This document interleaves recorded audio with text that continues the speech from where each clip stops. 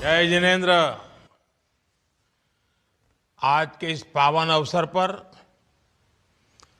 सर्वप्रथम मैं हम सभी के प्रेरणा स्रोत पूज्य भुवन भानुसुरीश्वर जी महाराज साहब के चरणों में प्रणाम करता हूं। प्रशांत मूर्ति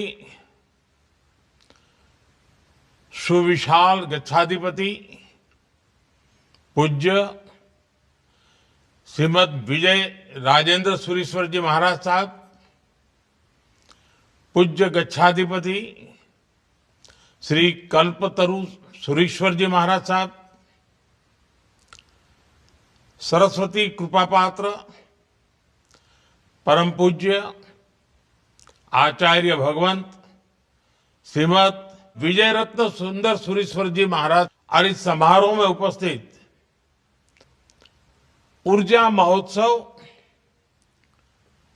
इस समिति से जुड़े सभी सदस्यों, भाई श्री कुमार पाल भाई, कल्पेश भाई, संजय भाई, कौशिक भाई,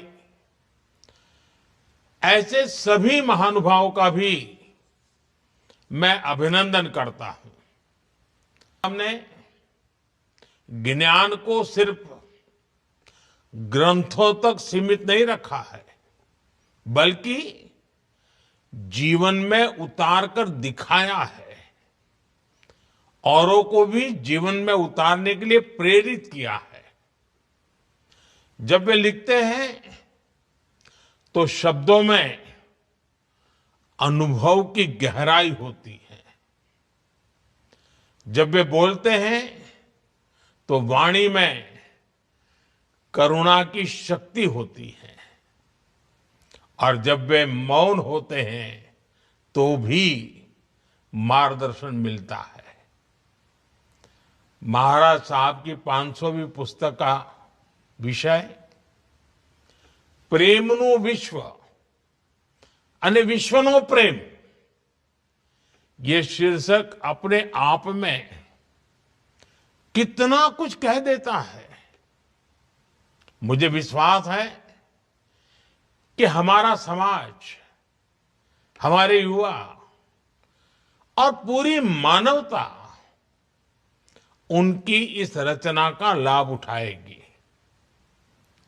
इस विशेष अवसर पर ऊर्जा महोत्सव का ये आयोजन जन जन में एक नई विचार ऊर्जा का संचार करेगा। मैं आप सभी को इस अवसर की बधाई देता हूं। साथियों, महाराज साहब की 500 रचनाएं एक ऐसा विशाल सागर है जिसमें भांति भांति के विचार रत्न समाहित है। इन पुस्तकों में मानवता की तमाम समस्याओं के सहज और आध्यात्मिक समाधान उपलब्ध है। समय और परिस्थितियों के अनुसार जब जिसे जैसा मार्गदर्शन चाहिए, ये अलग अलग ग्रंथ उसके लिए प्रकाश पुंज का काम करेंगे। अहिंसा, अपरिग्रह और अनेकांत, प्रेम, सहिष्णुता और सद्भाव, हमारे तीर्थंकरों ने हमें जो शिक्षाएं दी है,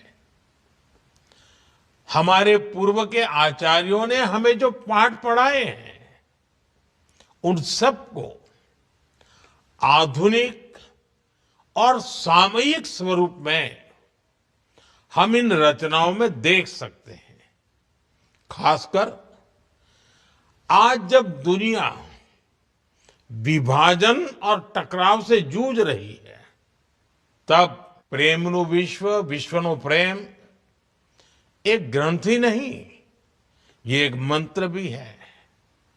ये मंत्र हमें प्रेम की शक्ति का परिचय तो कराता ही है, जिस शांति और सद्भाव की तलाश में आज दुनिया परेशान है, ये मंत्र हमें उस तक पहुंचाने का रास्ता दिखाता है।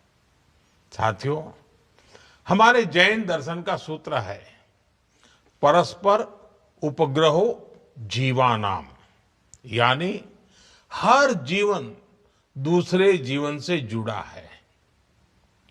जब हम इस सूत्र को समझते हैं तो हमारी दृष्टि व्यष्टि से हटकर समष्टि से जुड़ जाती है। हम व्यक्तिगत आकांक्षा से ऊपर उठकर समाज, राष्ट्र और मानवता के लक्ष्यों की ओर सोचने लगते हैं। इसी भावना के साथ मैं आपके बीच, आप सबको याद होगा, नवकार महामंत्र दिवस पर भी आया था। उस आयोजन में चारों फिरके एक साथ जुटे थे। उस ऐतिहासिक अवसर पर मैंने 9 आग्रह किए थे, 9 संकल्पों की बात की थी। आज का ये अवसर उन्हें फिर से दोहराने का भी है। पहला संकल्प, पानी बचाने का संकल्प। दूसरा संकल्प, एक पेड़ मां के नाम। तीसरा, स्वच्छता का मिशन। चौथा, वोकल फॉर लोकल। पांचवा, देश दर्शन। छठा, नेचुरल फार्मिंग को अपनाना। सातवां, हेल्दी लाइफस्टाइल को अपनाना। आठवां, योग और खेल को जीवन में लाना।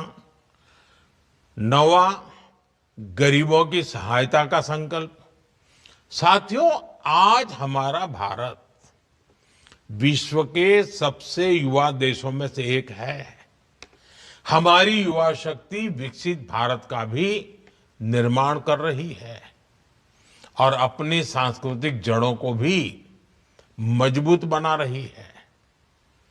इस बदलाव में महाराज साहब जैसे संतों का मार्गदर्शन, उनका साहित्य और उनके शब्द, और जो हमेशा हमेशा साधना से पुरस्कृत है, इनकी बहुत बड़ी भूमिका है। मैं एक बार फिर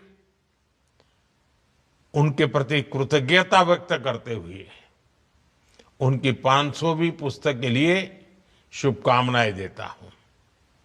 मुझे विश्वास है भारत की बौद्धिक, नैतिक और मानवीय यात्रा में उनके विचार निरंतर प्रकाश देते रहेंगे। मुझे आप सबसे क्षमा भी मांगनी है।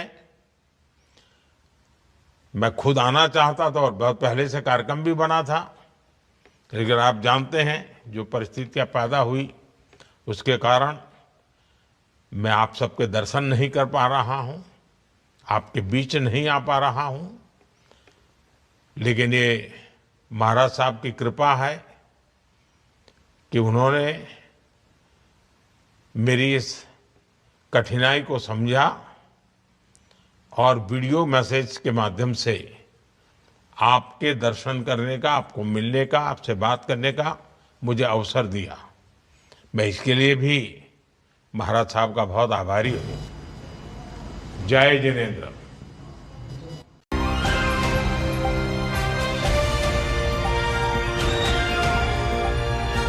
दिल्ली, हरियाणा, उत्तर प्रदेश, राजस्थान की हर खबर के साथ देखते रहिए न्यू इंडिया न्यूज नेटवर्क।